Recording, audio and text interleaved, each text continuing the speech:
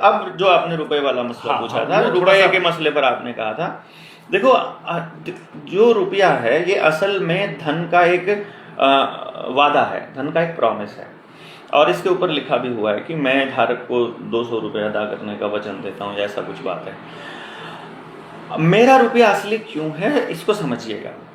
मैं भारत देश में रहता हूँ, भारत देश की मुद्रा रुपया है। जब भी मैं कोई चीज़ कमाऊंगा तो मेरे कमाने को यानी मेरी ऊर्जा को, जब मैं किसी को अपनी ऊर्जा दूंगा तो मेरी ऊर्जा का जो मापक है वो मैंने रुपए में रखा है, क्योंकि मैं भारत का आदमी हूँ। अमेरिका में होता तो डॉलर के होता। तो और जब मैं रुपया कमा रहा हूँ तो मैं क्योंकि अपनी शुद्ध ऊर्जा दे रहा हूँ। शुद्ध ऊर्जा का मतलब ये है जो भोजन से मुझे मिली, और भोजन में कहाँ से आई वो सूरज से स्टोर हुई, नेचर से मिली हमको।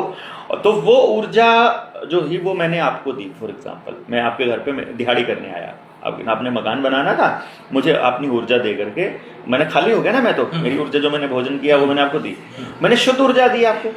अब उसके बदले में आप मुझे ऊर्जा ही देंगे तो बड़े चलेगा। यानी कि आप मुझे धन के रूप में, जैसे मुझे 6 महीने हो गए आपको मेहनत करते हुए, और मेरी टोटल जो 6 महीने की ऊर्जा का टोटल जो है वो उतना ही बनता है जितना आपके घर में खड़ी किसी गाय का ऊर्जा का स्टोर है, तो आप मुझे वो गाय दे दो 6 महीने की मेहनत के बदले में, या मुझे इतने किलो या इतने मन अनाज दे दो, या फिर आप मुझे इतना मन चावल दे दो, या मुझे आप इतनी दाल दे दो, या कुछ भी, anything which is equal to the same energy level. तो ये सोच करके मैं कर रहा हूँ। अब जो मैंने ऊर्जा दी वो भी शुद्ध है, और जो मैं आपसे उम्मीद कर रहा हूँ उसकी भी शुद्धता की गारंटी होनी चाहिए। इसी तरह से जो सूर्य की ऊर्जा स्टोर होती है पूरी दुनिया के अंदर, जो सबसे प्योरेस्ट फॉर्म में होती है, one of the purest form है, वो एक तो डायमंड है, यानी कोल है, और मतलब क्योंकि वो पेड़ों से बनता है और वो नीचे हजारों साल तक वो ऊर्जा स्टोर है, कोल में भी, फिर डायमंड में भी, और ग्रेफाइट तो उसका अलग दूसरा हो गया। लेकिन एक और धातु है गोल्ड, जिसमें सूर्य की शुद्ध ऊर्जा स्टोर होती है। तो इसीलिए पूरी दुनिया ने यूनिवर्सल करेंसी के रूप में गोल्ड को मान्यता दे दी, और फिर हर देश ने अपना अपना जब भी जो भी करेंसी जब डिक्लेयर किया, और उन्होंने कहा कि फिर हम एक इसी जो मापक है, ऊर्जा का जो मापक है, एनर्जी एक्सचेंज जो आपस में करनी पड़ती है और हमें गोल्ड देना पड़ता है, क्यों ना हम ऐसा करें कि इसका एक स्टैंडर्ड बना दें कि इसका ये स्टैंडर्ड है और इस स्टैंडर्ड के हिसाब से ही चलेगा। यानी अब मैं चाहे आपको असली में वो स्टैंडर्ड दूं, यानी सोना दे दूं, या उसके बराबर में एक पर्ची लिख के दे दूं कि भैया मैं तुम्हें इतना सोना देने का वादा करता हूं, तो वो भी पर्ची भी उस वादे में ही चलेगी। मान लो मैंने आपको पर्ची दे दी, बहुत बार हम लोग सामान लेकर आते भी हैं पर्ची पर, वो उस पर्ची की वैल्यू उस सामान के बराबर होती है। तो आरबीआई क्या करता है, जो भी हम असली ऊर्जा इकट्ठी करते हैं पूरी दुनिया में, पूरे देश में, असली ऊर्जा का मतलब ये हो गया, यानी जैसे कि आप ये समझो, असली ऊर्जा का कॉन्सेप्ट आ गया कि मैंने अनाज बोया, अनाज उगाया, मतलब एक दाने से 100 दाना 1000 दाना बना लिया, या फिर मेरा पशु था, एक अगला पशु हो गया, या व्यक्ति था घर में मेरा, वो संसाधन बढ़ गया, मानव संसाधन बढ़ गया, या फिर मेरे यहाँ कोई कोल निकल आया, या कोई धातु निकल आई, या सोना कुछ भी निकल आया, तो मैं उसको भी अपनी कमाई के तौर पे मानता हूँ। या फिर मैंने अपने शरीर की ऊर्जा दी, यानी सर्विसेज, यानी गुड्स एंड सर्विसेज इसको मानेंगे। तो जो असली ऊर्जा है वो कितनी नई पैदा हुई, जो सर्कुलेट मार्केट में आएगी, उसी को हम ग्रोस डोमेस्टिक प्रोडक्शन बोलते हैं, कि नई इतनी प्रोडक्शन हुई। उत्पादन फैक्ट्री में नहीं होता है, फैक्ट्री में जो उत्पादन का पैमाना है वो है मैंने अपनी कितनी ऊर्जा दी, यानी मैंने कितनी सर्विस दी। तो उसके हिसाब से उस शुद्ध ऊर्जा का प्रतिरूप के रूप में, एक वादे के रूप में, जो बैंक है वो नोट छाप करके आपको देता है। यानी कि वो ऊर्जा आपकी स्टोर हो गई एक तरह से वहां रिजर्व बैंक में, और उसके बदले का नोट आपको मिल गया। यानी आपने ऊर्जा दी और उसके बदले में वो नोट घूम करके उसी के थ्रू आपके पास आ गया, यानी कि बैंक के थ्रू या उस मालिक के थ्रू जिसके यहाँ आपने ऊर्जा दी थी। तो दिस इज अ पॉइंट कि आपने जो मेहनत की है वो प्योर है और वो शुद्ध है और वो शुद्ध रूप में ही जमा है। तो आप भारत के 1 रुपये के बराबर, जब आपको 100 रुपया दिहाड़ी मिलती है अगर, तो आप 100 रुपया असली भारत का रुपया कमाते हो, इसमें तो कोई डाउट नहीं है। इसका मतलब है अब जो आपने रुपया कमाया है वो भारत के रुपए के मानक के बराबर कमाया है। जो मेरे दादाजी हैं, फॉर एग्जाम्पल, मेरे दादाजी के टाइम पर तो सोने की मुद्राएं थी ना, उस वक्त तो मैं अगर 100 रुपए देता तो 100 रुपए के बराबर का सोना मिलता ना। मान लो मेरे दादाजी ने वो नोट मेरे पिताजी को दे दिया और वो नोट मुझे दे दिया, तो आज भी अगर 40 साल पुराना नोट मिले तो वो मेरे दादा ने जी ने कमाया हुआ है, तो उसके बदले का सोना है ना। लेकिन जब बैंक में जाऊंगा तो उसे 100 रुपए में जमा कर लेंगे और वापस मुझे जो 100 रुपए का नया नोट मिलेगा उसके बदले कुछ भी नहीं मिलता। अच्छा, मतलब एक बात समझ में आ रही है? पुराने नोट के बदले में सोना है, नए नोट के बदले में सोना नहीं है, जबकि पुराना नोट वापस लेकर ही नया नोट दिया गया है। एक तो ये समझने की बात है। दूसरी बात, मैंने जो कमाया है, मैं मोटा मोटी ये समझाऊं कि जो सोना है जिसमें हम पहले ट्रेड किया करते थे, सोने से ट्रेड किया करते थे, जो भी हम चीज़ लेते देते थे तो मतलब कोई चीज़ ली तो बदले में उतना अपना सोना दिया और बाद में शायद वो बैंक में जाकर के जमा हो गया, उसके बदले में प्रॉमिसिंग नोट हम लोगों को दे दिए कि इसको बाजार में आप चलाइए। इसका मतलब है कि जो हम प्रॉमिसिंग नोट चला रहे हैं उतने उसकी एवज में, उसकी बैकिंग में वहां पे वो सोना होना चाहिए। उसके बिना तो पॉसिबल ही नहीं है ना। मान लो आप किसी भी चीज के बिना आप कहते हो कि नोट कैसे छपते हैं, अब वो बोलते हैं अब आजकल तो ये बुलियन करेंसी है, फ्लोटिंग करेंसी है और फिएट करेंसी है, ऐसे करके वो अनर्थ शास्त्री जो है वो आपको बहकाएंगे वो कि ना ऐसे छाप लेती है सरकार। तो हमारा कई बार सवाल रहता है कि कोई नियम तो होगा ना। उन्होंने कहा भी सरकार ने फलाने सन के बाद 98 के बाद 91 के बाद कुछ भी एनी डेट कोई भी को, वो कह रहे हैं कि इतने तारीख के बाद आरबीआई ने सोना रखना बंद कर दिया, ठीक है, और नोट छापने शुरू कर दिया ऐसे बिना सोने के। अब मेरा सिंपल सा लॉजिकल क्वेश्चन ये है, क्या उनको वो गोल्ड बैकिंग बंद करने का अधिकार प्राप्त था? अधिकार प्राप्त हो तभी तो करेंगे ना। भारत के संविधान में या आरबीआई एक्ट में या कहीं पर भी कानूनन या सैद्धांतिक रूप से क्या उनको अधिकार था? यदि उनको अधिकार नहीं था तो उन्होंने किस नियम के तहत और किस कानून के तहत ये सब बंद किया? अगर ये सवाल आपसे कोई पूछे तो आपको जवाब मिलेगा। इवन ये किताब है ना, जो रुपया मूल्य का मापक शोषण का साधन, इस किताब में बकायदा भारत की सरकार ने, यानी कि मंत्रालय ने, सरकार तो नहीं कहूंगा, सरकार तो कुछ और होती है, हमको गलत पढ़ाया गया।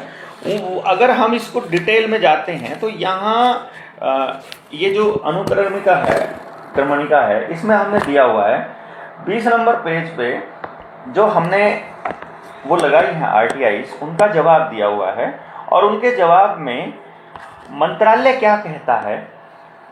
जब वित्त मंत्रालय से पूछा गया, प्रधानमंत्री, वित्त मंत्री, भारतीय रिजर्व बैंक, सबसे सूचना मांगी गई आरटीआई के तहत 19/6/2015 से लेकर 25/10/2023 तक सूचना मांगी है।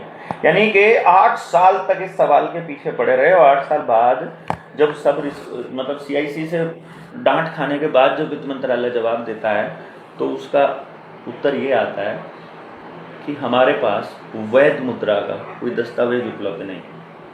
मतलब एक तरह से यानी बैंक ने फ्रॉड किया। इसका मतलब है कि आपके पास सारी मुद्रा अवैध है। यदि आपके पास वैध मुद्रा का कोई दस्तावेज ही नहीं है कि कौन सी मुद्रा को आप वैध कहते हैं, कौन सी मुद्रा को छापने का आपके पास क्या अधिकार है, तो फिर इसका मतलब तो आपने सारा कुछ जितना भी ये गेम खेला लो देश की जनता के साथ, ये फ्रॉड था। तो हम सिर्फ यही तो बता रहे हैं कि आपने जो कमाया वो रुपया कमाया, उतना ही छापने का अधिकार रिजर्व बैंक को है। अगर उसके अलावा आपकी कमाई ऊर्जा के अलावा अगर बैंक छाप लेता है, जैसे कि मूलधन को ब्याज को वो मूलधन में जोड़ देता है और उसको फिर छाप लेता है, वो छापना गैर कानूनी है, सैद्धांतिक रूप से भी गलत है और मतलब उनके पास अधिकार भी नहीं है। हमने इसके ऊपर भी सवाल पूछे हैं। अब रुपया भी छापने का अधिकार नहीं है उनको, जो छाप लिया है तो वो रुपया अवैध हो गया ना, सिंपल सी बात है। या तो कुछ ना कुछ नियम होना चाहिए। और फिर जो ब्याज के ऊपर ब्याज लगता है, चक्रवर्ती ब्याज, और जो मतलब आपकी असल कमाई भी नहीं है उसको भी छाप लेते हैं। और बड़ी बात पता क्या है, आपको लगता है कि हम कोई सटके हुए आदमी हैं और पता नहीं चलेगा कि कैसे चलेगा। आपके पास वो चांदी वाला रुपया है क्या? चांदी वाला रुपया अगर नहीं है तो उधर उसमें रखा है बैग में, वो आप लाखों में आपको दिखाता हूँ। हमने ये चांदी के रुपए तो हमने भी देखे हैं अपनी दादी के पास। आपने देखे तो हैं, लेकिन आप उस कॉन्सेप्ट को समझिए, क्या कॉन्सेप्ट है। आप उस चांदी के रुपये को एक बार बैंक में ले जाइए। अभी अगर आपसे कोई, आप जा करके बैंक वालों से पूछोगे ना चांदी का रुपया हमको चांदी के रुपए में चाहिए, तो बैंक बोलेगा चांदी का रुपया तो बंद हो गया, ऐसा। अब आप क्या करिए, उस चांदी के रुपए को ले जाइए बैंक में और बोलिए मुझे जमा करना। अगर वो बंद हो गया होगा तो बैंक लेने से मना करेगा, लेकिन बैंक लेने से मना नहीं कर रहा है, ठीक है। कमाल की बात ये है। चलो ये 2 आ गया। अब चांदी का रुपया बैंक लेने से मना नहीं कर रहा, ले रहा है लेकिन दे नहीं रहा, और लेगा भी तो कैसे देगा। जैसे अभी ये चांदी का रुपया है, ये 1928 का या ऐसे कुछ रुपया है, 18 का। अब ये चांदी का जो 1 रुपया बैंक में ले जाओगे ना, 1 रुपी इंडिया लिखा है इसके ऊपर, तो बैंक इसे 1 रुपये में ही लेता है। अच्छा, अब ये इसको भी 1 रुपये में लेता है, और इस वाले जो ये नोट है इसको भी 1 रुपये में लेता है। और कमाल की बात ये है कि आपकी जेब में जो दूसरे नोट होते हैं ना, जैसे 100 रुपये का, 50 रुपये का, उनकी छपाई में भी कागज तो उतना ही लगता है, लगभग इंक भी लगभग उतनी लगेगी। इसका मतलब आप 2000 रुपये का नोट छापो या 100 रुपये का नोट छापो या 5 रुपये का छापो या 1 रुपये का, स्याही उतनी लगनी है। तो फिर ये 1 रुपये का क्यों छपता है और 250 उनके क्यों छपते हैं? और रुपये भी कितने लगते हैं? एक नोट को छापने में लगभग 3 रुपये के बैंक नोट के बराबर का खर्चा आता है। यानी अगर 2000 का नोट छपा है, बैंक ने छापा है, तो उसे सीधे 1997 रुपये का प्रॉफिट हो गया, यदि उसने 2000 रुपये का गोल्ड पीछे बैकिंग में नहीं रखा है। तो 3 रुपया खर्च करके 2000 रुपये की ऊर्जा खरीद ली आपकी उसने ना, और वैसे उसका क्या खर्चा हुआ? 3 रुपया, और आपकी ऊर्जा लगी 2000।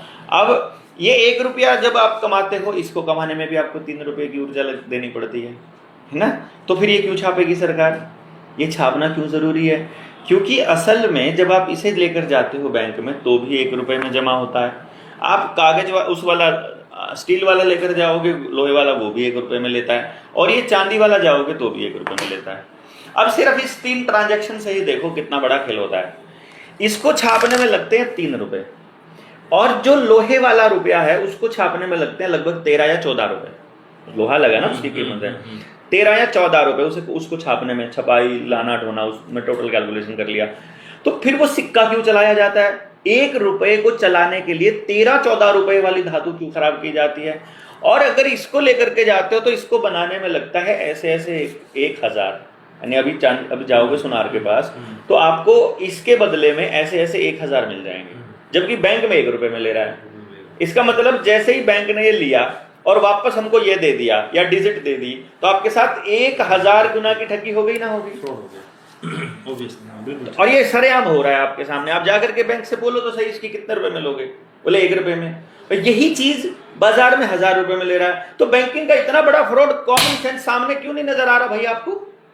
और फिर दूसरी बात, क्या ये रुपया है? अगर ये भी 1 है और ये भी 1 है तो फिर दोनों में फर्क क्या है?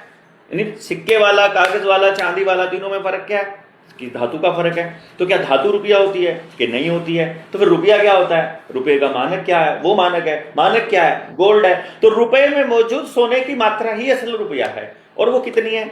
वो 15 रुपये का 1 तोला सोना, ये उसका स्टैंडर्ड है। तो 1 रुपये की जो कीमत बनती है वो 777 मिलीग्राम गोल्ड बनती है। 777 मिलीग्राम गोल्ड, जो 24 कैरेट का गोल्ड है, उसकी जो कीमत आज के टाइम पे बैंक नोट में लगभग 10,000 के बराबर होती है। यानी जब भी आप बैंक से कोई कर्जा लेते हो, जैसे ही आपने 1 रुपया लिया तो वो 10,000 रुपये छाप लेता है। यानी आपके साथ 10,000 गुना की ठगी हो रही है। देश के प्रत्येक नागरिक के साथ 10,000 गुना उसकी मेहनत लूटी जा रही है। तो ये देश समृद्ध कैसे होगा? कब होगा? ये रोजगार, ये बेरोजगारी, ये महंगाई, ये डिप्रेशन, ये कभी जाएगा? नहीं जा पाएगा।